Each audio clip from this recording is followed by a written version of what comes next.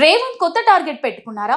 Assembly సమావేశాల ముందే కేసీఆర్ కు రిటర్న్ గిఫ్ట్ ఇవ్వాలని హస్తం పార్టీ ప్లాన్ చేస్తోందా? చేరికలపై కాంగ్రెస్ నేతలు ఎందుకు స్పీడ్ పెంచారు? ఇంకెంతమంది ఎమ్మెల్యేలు కాంగ్రెస్ కండువా కప్పుకొనున్నారు? తెలుసుకోవాలంటే watch this story. Telangana Congress చేరికలపై జోరు పెంచింది. ఒకేసారి 6 ఎమ్మెల్సీలకు కాంగ్రెస్ కండువా కప్పి కేసీఆర్ కి షాక్ ఇచ్చింది. ఇక అసెంబ్లీ సమావేశాల్లోపు చేరికలపై ఫోకస్ పెంచాలని హైకమాండ్ గ్రీన్ సిగ్నల్ ఇచ్చింది. చేరికలను ఎవరు అడ్డుకోవద్దని చెప్పిన కాంగ్రెస్ పెద్దలు చేరికలపై పూర్తి స్వేచ్ఛను రేవంత్ రెడ్డికి ఇచ్చినట్టు తెలుస్తోంది. ఇప్పటికే పలువురు ఎమ్మెల్యేలు ఎమ్మెల్సీలు హస్తం గుడికి చేరారు. ఇక త్వరలోనే ఊహించని సంఖ్యలో ఎమ్మెల్యేలు ఎమ్మెల్సీలు కాంగ్రెస్ కండువా కప్పుకుంటారని కాంగ్రెస్ లో కొత్తగా చేరిన నేతలు చెబుతున్నారు. బీఆర్ఎస్ ఎల్పీ పూర్తిగా కాంగ్రెస్ లో విలీనం చేస్తే ఎలాంటి ఇబ్బందులు ఉండవని హస్తం నేతలు భావిస్తున్నారు. ఈ నెల 20వ తేదీలోపు తమ టార్గెట్ రీచ్ కావాలని కాంగ్రెస్ నేతలు కసరత్తు చేస్తున్నారు.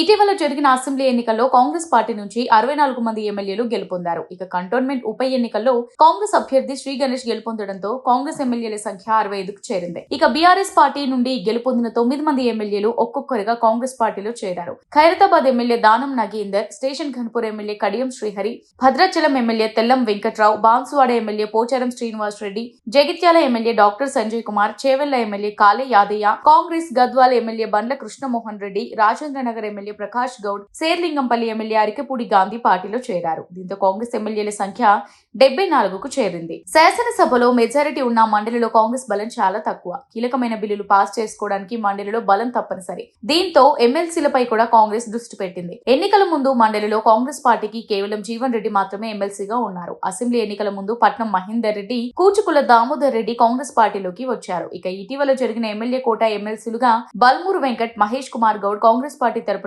మండలిలో అడుగుపెట్టారు. ఇక నిన్న జరిగిన నల్గొండ, ఖమ్మం, వరంగల్ గ్రాడ్యుయేట్ ఎన్నికల్లో తీన్మార్ మల్లన్న కాంగ్రెస్ ఎమ్మెల్సీగా గెలుపొందారు. దీంతో మండలిలో కాంగ్రెస్ బలం 12కు చేరింది. ఇక అసెంబ్లీ సమావేశాలలోపు పెద్ద సంఖ్యలో కాంగ్రెస్ పార్టీలోకి ఎమ్మెల్యేలు ఎమ్మెల్సీలను భారీ సంఖ్యలో చేర్చుకోవాలని కాంగ్రెస్ నేతలు భావిస్తున్నారు. ముఖ్యంగా గ్రేటర్ పరిధిలోని ఎమ్మెల్యేలను పార్టీలోకి తేవాలని కాంగ్రెస్ నేతలు కసరత్తు చేస్తున్నారు. కాంగ్రెస్ పార్టీకి గ్రేటర్ పరిధిలో ఎమ్మెల్యేలు లేరు. పార్టీ కూడా సిటీలో అంతంత మాత్రంగానే ఉండడంతో అది రానున్న గ్రేటర్ ఎన్నికలపై తీవ్ర ప్రభావం పడే అవకాశం ఉంది. దీంతో గ్రేటర్ పరిధిలోని ఎమ్మెల్యేలతో కాంగ్రెస్ చర్చలు జరుపుతోంది. ఇక మరికొందరు జిల్లాల ఎమ్మెల్యేలతో సైతం హస్త నేతలు సంప్రదింపు చేస్తున్నారు. బీఆర్ఎస్ పార్టీలో ఉన్న 4-5 ఎమ్మెల్యేలను పక్కన పెట్టి మిగతా అందరికీ కాంగ్రెస్ కండువా కప్పాలని కాంగ్రెస్ డిసైడ్ అయింది. ఇలా కాంగ్రెస్ పార్టీతో కలిసి నడుద్దాం అనుకుంటున్న ఎమ్మెల్యే ఎమ్మెల్సీలను ఒకేసారి పార్టీలోకి తెచ్చి బీఆర్ఎస్ పార్టీ ఉనికి లేకుండా చేయాలని భావిస్తోంది. కాంగ్రెస్ పార్టీ ఎమ్మెల్యేలను చేర్చుకోవడంపై మిశ్రమ స్పందన వినిపిస్తోంది. కేసీఆర్ చేసిన తప్పే రేవంత్ చేస్తున్నారని పలువురు విమర్శిస్తుంటే ప్రభుత్వాన్ని కాపాడుకోవడానికి చేరికలు జరగాల్సిందే అని మద్దతు తెలుపుతున్నారు మరికొందరు.